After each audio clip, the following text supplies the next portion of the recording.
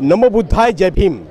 Lord Buddha T व्हीच्या सर्व प्रेक्षकांना नमो बुद्धाय जय भीम. मी सदाशिव गच्चे आणि आपण पाहत आहात लॉर्ड बुद्धा टी व्हीचं थेट प्रक्षेपण महाराष्ट्राच्या महाड शहरातून, ज्या ठिकाणी डॉक्टर बाबासाहेब आंबेडकरांनी 19 मार्च 1927 साली जो महाडचा सत्याग्रह केला होता, हा सत्याग्रह सामाजिक न्यायासाठी होता.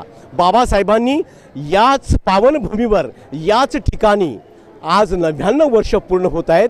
या ठिकाणी येथील जे चवदार तळं म्हणलं जातं, या चवदार तळ्याला बाबासाहेबांनी पाण्याला स्पर्श केला होता आणि हे पाणी पवित्र केलं. मी म्हटल्याप्रमाणे हा सामाजिक न्यायाचा प्रश्न होता. बाबासाहेबांनी समानतेचा संदेश या ठिकाणाहून दिला आहे. ज्या ठिकाणी कुत्री, मांजरं, जनावरं यांना पाणी पिण्यासाठी अनुमती होती, परंतु माणसासारख्या माणसांना या ठिकाणी पाणी पिण्यास बंदी होती आणि हे बाबासाहेबांनी बंदी 99 वर्षापूर्वी उठवलेली आहे. बाबासाहेबांनी प्रत्येक बाबासाहेबांचा बोल, प्रत्येक बाबासाहेबांचा शब्द, प्रत्येक बाबासाहेबांचं पाऊल हे येथील दलित, शोषित, पीडित समाजासाठी प्रेरणादायी आहे. आणि तीच प्रेरणा घेऊन या ठिकाणी भारतातल्या कानाकोपऱ्यातून लोक बाबासाहेबांच्या त्या कार्याला आठवण करत आहेत आणि बाबासाहेबांच्या या ठिकाणी पुतळ्यासमोर येऊन नतमस्तक होतो आहे. तीच आठवण घेऊन या ठिकाणी 99 वर्षापूर्वीचा इतिहास या ठिकाणी आजही ताजा आहे. देशातील कानाकोपऱ्यातून लोक आज बाबासाहेबांच्या कार्याला अभिवादन करण्यासाठी या ठिकाणी आले आहेत. तर माझ्यासोबत काही बाबासाहेब आंबेडकरांचे अनुयायी या ठिकाणी आलेले आहेत. तेव्हा त्यांच्याशी बातचीत करूया की ते या ठिकाणी कोणती प्रेरणा घेऊन जाणार आहेत, काय सांगणार आहेत, त्यांच्याशी बातचीत करूया. तर अनेक युद्ध झाली, कधी संपत्तीसाठी तर कधी राजगादीसाठी, पण बाबासाहेबांना युद्ध करावं लागलं फक्त ओंजळभर पाण्यासाठी. आणि याच ठिकाणी बाबासाहेबांनी या चवदार तळ्याला बाबासाहेबांनी स्पर्श केलेला आहे आणि हाच विचाराचा धागा धरून या ठिकाणी गेल्या 2 वर्षापासून हे जो चवदार तळ्याचा जो संग्राम आहे तो राष्ट्रीय जलदिन म्हणून घोषित झाला पाहिजे. याकरिता महेंद्र पिंपळगावकर आणि त्यांची फौज या ठिकाणी आलेली आहे. त्यांच्याशी आपण बातचीत करूया.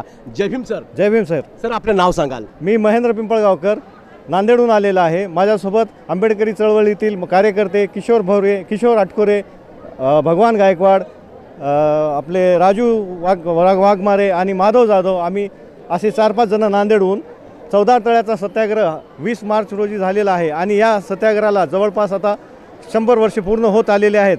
त्या अगोदर हा लढा पूर्ण भारतामध्ये जाऊन सर्वसामान्यांपर्यंत पोहोचावा, सर्व नवीन पिढीला या चवदार तळ्याबद्दल माहिती व्हावी, यासाठी मी गेल्या 2 वर्षापासून हे आंदोलन चालवलेलं आहे. आणि या आंदोलनामधून हा दिवस राष्ट्रीय जलदिन म्हणून घोषित झाला पाहिजे, ही माझी भूमिका आहे आणि या भूमिकेवर मी आंदोलन करत आहे. राष्ट्रीय जलदिन हा घोषित झाला पाहिजे, काय कारण आहे, कशामुळे झाला पाहिजे? सर, कसं आहे, डॉक्टर बाबासाहेब आंबेडकरांनी त्या काळामध्ये आपल्या अस्पृश्य लोकांना पाणी पिण्यासाठी संधी नव्हती, समानतेची संधी नव्हती, कुठेही एकत्र वावरण्याची संधी नव्हती. त्याचा एक समतेचा लढा म्हणून हा लढा उभा केलेला होता आणि तो यशस्वी केला. आणि पाण्याला स्पर्श करून पाणी हे सर्वांसाठी खुलं केलं. त्याचाच एक भाग म्हणून हा दिवस राष्ट्रीय जलदिन झाला पाहिजे, ही माझं मत आहे. यासाठी आपण संघर्ष करत आहात. तर या संघर्षाच्या माध्यमातून कोणकोणती आपण पावलं उचलली, कुणाकुणाला निवेदन दिले, कुणा अधिकाऱ्यांना भेटलात, काय संदर्भ सांगाल? सर, मी नांदेडमध्ये सर्वप्रथम 2024ला एक डेलिगेशन दिलं राष्ट्रपती द्रौपदी मुर्मू मॅडमला. त्यानंतर दुसऱ्या वर्षी मी शरद पवार साहेबांना भेटून एक निवेदन दिलं आणि त्यांच्यावरही सुद्धा काही परिणाम न झाल्यामुळे मी नांदेडच्या जिल्हाधिकारी कार्यालयापुढे 2025 रोजी मोठे तीव्र धरणे आंदोलन करून शासनावर ही आंदोलनाची भूमिका नेऊन पोहोचवण्याचं काम केलं. त्याचाही परिणाम न झाल्यामुळे सर, मी असा निश्चय केला की हे आंदोलन जर यशस्वी करायचं असेल तर आपल्याला आंबेडकरी जनतेमध्ये गेल्याशिवाय पर्याय राहणार नाही. त्याकरिता मी अशा प्रकारचे पॉम्पलेट घेऊन गेल्या 2 वर्षापासून जागोजागी जाऊन पूर्ण महाराष्ट्रामध्ये जाऊन पॉम्पलेट वाटून या आंदोलनाविषयी प्रचार आणि प्रसार करत आहे आणि मला हे आंदोलन यशस्वी करायचं आहे. हे आंदोलन यशस्वी झालं पाहिजे, याकरिता तमाम आंबेडकरी जनतेला काय सांगणार आहात? माझं म्हणणं असं आहे की बाबासाहेबांनी एवढा मोठा संघर्ष केलेला आहे आणि तो संघर्ष नव्या पिढीपर्यंत गेला पाहिजे. आता काय व्हॉट्सअप, फेसबुकचा जमाना आला आहे, त्याच्यामुळे लोक अभ्यासाकडे नाहीत, त्यांनी वाचनाकडून दुर्लक्ष केलेलं आहे. जर हा दिवस जर घोषित झाला आणि ह्या घोषित करण्यासाठी सर्व तरुणांनी एकत्र येऊन, सर्व आंबेडकरीवाद्यांनी एकत्र येऊन, सर्व आंबेडकरी प्रेमींनी एकत्र येऊन जर लढा दिला तर तो लढा यशस्वी होऊ शकतो, एवढंच मला सांगायचं आहे. तमाम आंबेडकरी जनतेने खास करून युवकांनी या लढ्यामध्ये सामील झालं पाहिजे आणि हा लढा यशस्वी केला पाहिजे असं महेंद्र पिंपळगावकर जे या आंदोलनाचे प्रणेते आहेत. गेल्या 2 वर्षापासून त्यांचा जो संघर्ष आहे हा संघर्ष निश्चितच एक वेगळी समाजाला दिशा देईल आणि त्यांच्या संकल्पनेमधला जो राष्ट्रीय जलदिन घोषित झाला पाहिजे असं त्यांचं जे म्हणणं आहे. तर त्यांच्यासोबत आलेले सहकारी त्यांच्याशी आपण बातचीत करूया. सर जय भीम. जय भीम सर. मी भगवान गायकवाड, सुरेशदादा गायकवाड मित्रमंडळाचा कार्यकर्ता आहे. महाड 14 तळ्याला इथे 100 वर्ष होत आहेत.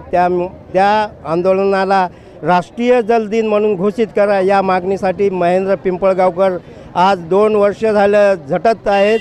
आणि इथं जे मुख्यमंत्री आले ते देवेंद्र फडणवीस, आनंदराज आंबेडकर आणि पालकमंत्री संजय शिरसाट वगैरे इथे जे मंत्री महोदय आले ते त्यांना सगळ्याला निवेदन दिलेलं आहे. आणि आम्ही महेंद्र पिंपळगावकर यांच्यासोबत सगळ्या समाजामधील लाखो लोकांमध्ये हे पॉम्पलेट घेऊन जात आहोत. आणि येणाऱ्या काळात महाराष्ट्र शासनाला जलदिन म्हणून घोषित करा या मागणीसाठी आम्ही ठाम येथे आहोत.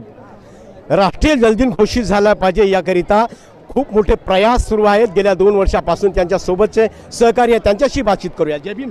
जय भीम. माझं नाव किशोर आटकोरे आहे. मी नांदेडहून आलो. माझे मित्र महेंद्र पिंपळगावकर यांनी आंदोलन केलेलं आहे राष्ट्रीय जलदिन घोषित करावं यासाठी. त्यासाठी आम्ही पण त्यांच्यासोबत आहोत. आपण काय सांगाल? मी राजू वाघमारे भीमवाडी येथून आलेला आहे. महेंद्र पिंपळगावकर यांच्यासोबत महाड या ठिकाणी आलेला आहे. कशासाठी आलात? राष्ट्रीय जलदिन महाड 14 तळे राष्ट्रीय जलदिन घोषित व्हावे म्हणून या संघर्षामध्ये सामील झालेलो आहोत. वा वा वा, छान आहे. असं सहकार्य करत चला. आता माझ्यासोबत आणि आहेत त्यांच्यासोबतचे जन आंदोलनवाले. तर ठीक आहे, काय हरकत नाही.